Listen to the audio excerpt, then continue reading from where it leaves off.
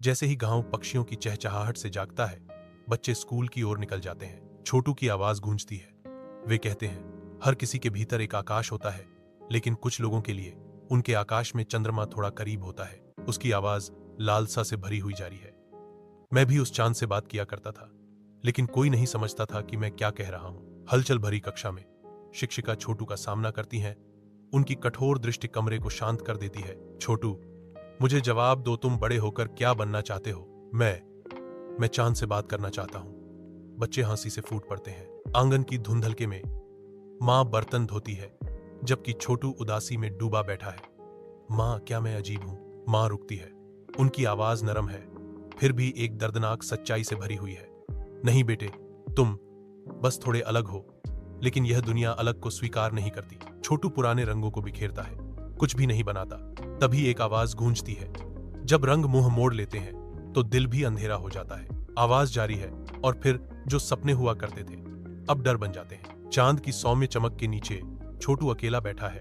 रात की हवा में चमेली की खुशबू बह रही है। दादी चुपचाप आती हैं। उनकी आवाज धीमी है। अरे ओ चांद वाले राजकुमार, आज चांद से बातें नहीं हुई क्या? छोटू उदासी से भरी आवाज में जवाब देता है, शायद चांद भी मुझसे नाराज है। दादी उसे दिलासा देती है, नाराज नहीं, बस चाहता है कि तू खुद से पहले दोस्ती कर ले। देख बेटा, दुनिया को समझने में वक्त लगता है, लेकिन तू खुद को समझे, ये सबसे जरूरी है। गुस्सा नहीं, बस चाहता है कि तू पहले खुद से दोस्ती कर ले। देख बेटा, दुनिया को समझने में वक्त लगता है, लेकिन खुद को समझना सबसे जरूरी है। वह उसे दिलासा देती है, इन रंगों में तू है, और तू प्यार के लायक है, जैसे है वैसे। शांत हॉल में द मून एंड आई चुपचाप लटका हुआ है, जो छोटू की दृष्टि का प्रमाण है। कला शिक्षक बोलते हैं। उनकी आवाज शांत हॉल में गूंजती है। यह सिर्फ एक पेंटिंग नहीं है, यह एक आत्मा की चीख है। वह आगे कहते हैं, उनके शब्द गहरे अर्थ के साथ गूंजते हैं। तुम अलग हो, और यही तुम्हारी पहचान है। मां छोटू को पकड़े हुए है।